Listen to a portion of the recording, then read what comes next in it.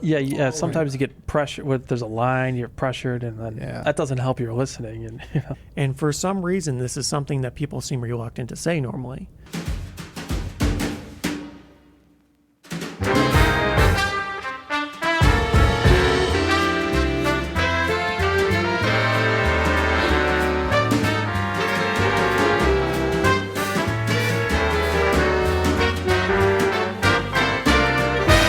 We just got back from CanJam Chicago. And while it wasn't like, millions of people coming to see us. Slightly less than that. Less than a million people. It wasn't a crazy busy show at all, which actually worked out.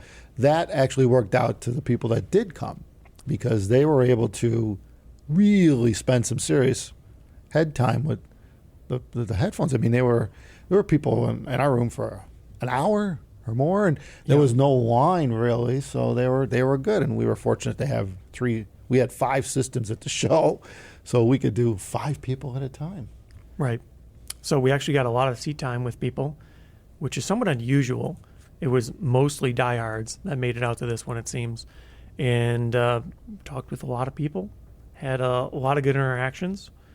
A lot of people got to try the new stuff, and it's always cool to see what other people think. This was our first show since the whole pandemic started.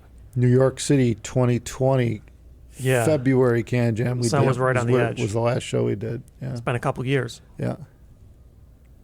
Well, it was kind of like riding a bike, It's like, seems like the same old, Yeah. Yeah. It's Agreed. Like, get right back into it. Yeah. It's no different. With the same madness. Shipping stuff, product to the show. Yeah. Hoping it makes it there. I think our this display didn't show up. Well, this show in particular was a lot of more question marks than usual because nobody's ever done a CanJam at this venue. So yeah, we didn't know the hotel. Right. So we didn't know what to expect. Well, actually, it was at that hotel a couple years prior for IMTS, but I didn't know at the time that would be the CanJam venue. Turns out it is. Well, they remodeled, they added to the hotel, right? It wasn't that No, big. that was the same. Oh, it was? Yeah. Oh. Yeah, they have the little food places in the lobby Marriott, that are always closed for some Marriott reason. Marquee. Yeah, right. Yeah. It's like 2019 or something you were there. Something like that. Yeah.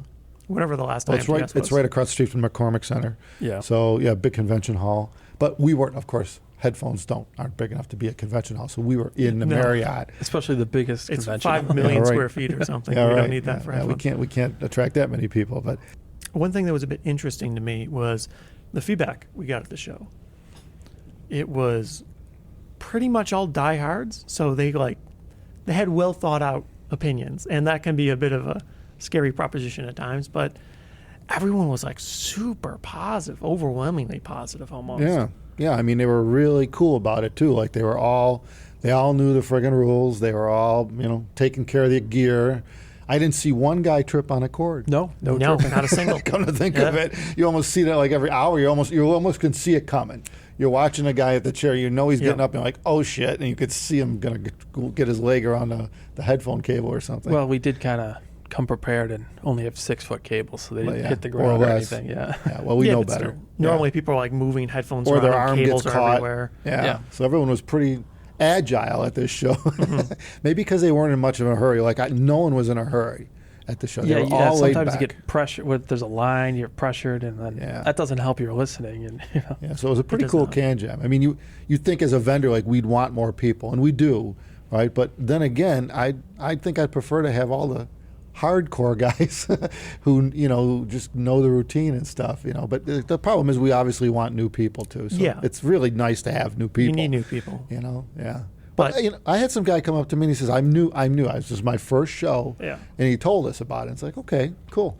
Went over, helped him put the headphone on, stuff like that. No problem. It's good. Like you said in our show video before, where we were preparing people for the show. Right. We were saying it might not be a bad idea to tell the vendors that you've never done one of these before, just so they're aware that you might need assistance in setting things up. I think that's helpful. Yeah. I had a couple people tell me that. I've never been to one of these before. And for some reason, this is something that people seem reluctant to say normally.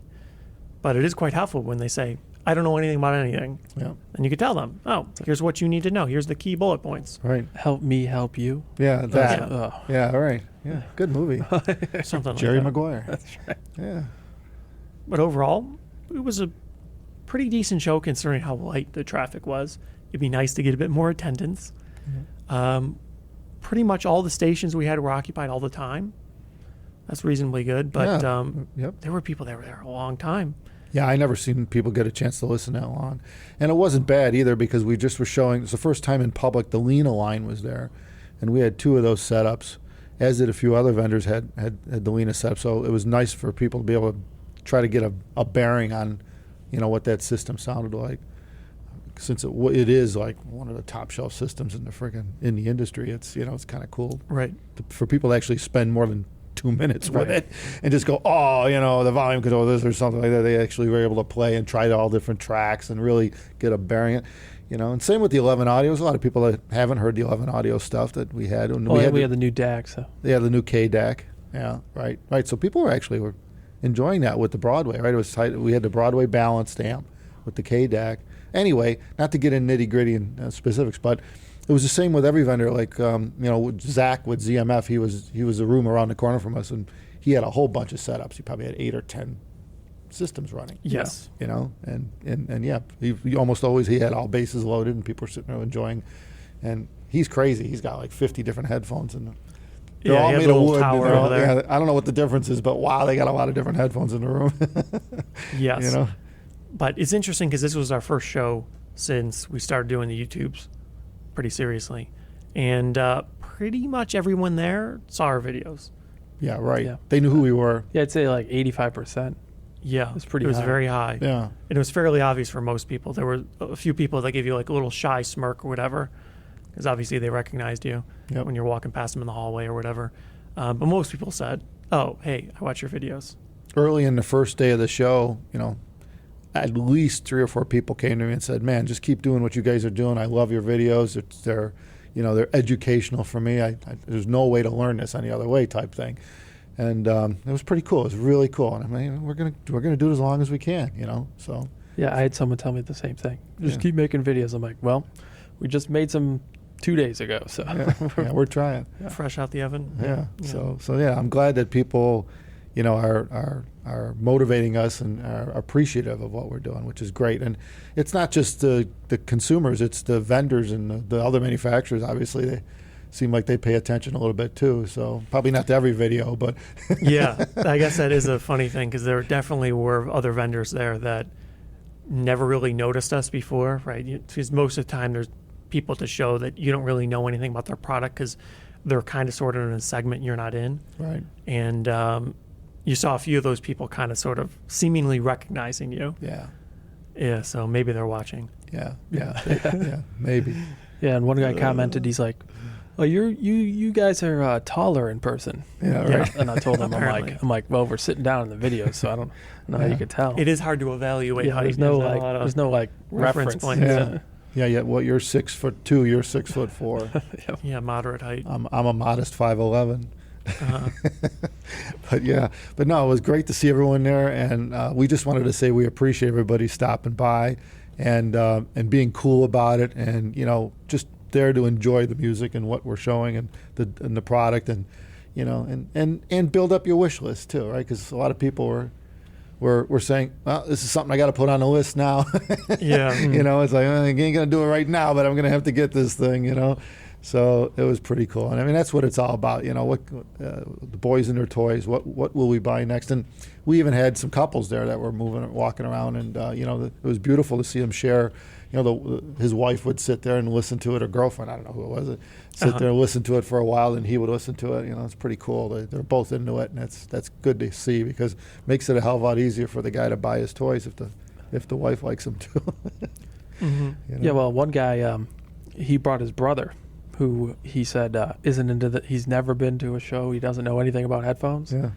And I ran into him at our booth and in our room. Mm-hmm. So I ran into him later in the day again, and he's like, I'm gonna get into this now.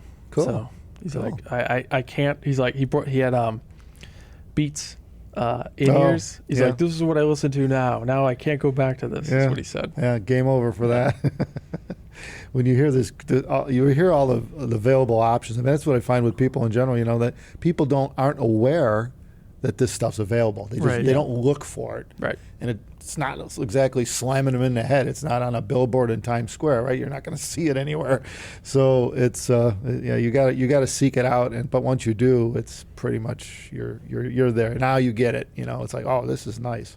We had a handful of those types of people that said, well, I didn't really know it could go this high. I didn't think I could justify products in this price range.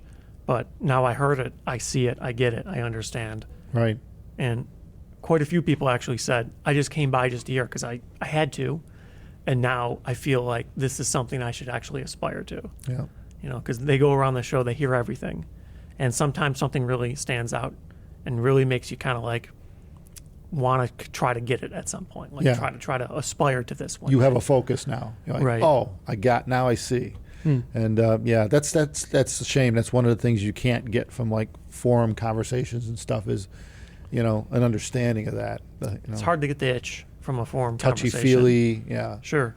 It's very difficult to describe. Like if you were going to sit there and describe the sound of any one of those systems in there and, and not know the verbiage and not have the adjectives, I mean, it would take, you can't. You just can't, can't convey it. Pretty much impossible. Because even if somebody describes something perfectly, you don't necessarily know if that's going to translate to you for something that you really want to aspire to spend a large sum of money on to have your musical enjoyment brought up to the next level. The one guy came into our room and he said he has a Diana V2 and he wanted to hear the TC. I'm like, well, we got two of them here, so listen to it. Yeah. And so then I just walked away after he started listening. And then like 3 or 4 minutes go by and he just says, shit. He puts him down. And he said, that's a good response. he's like, I'm going to have to sell my V2s and buy a TC. Yeah.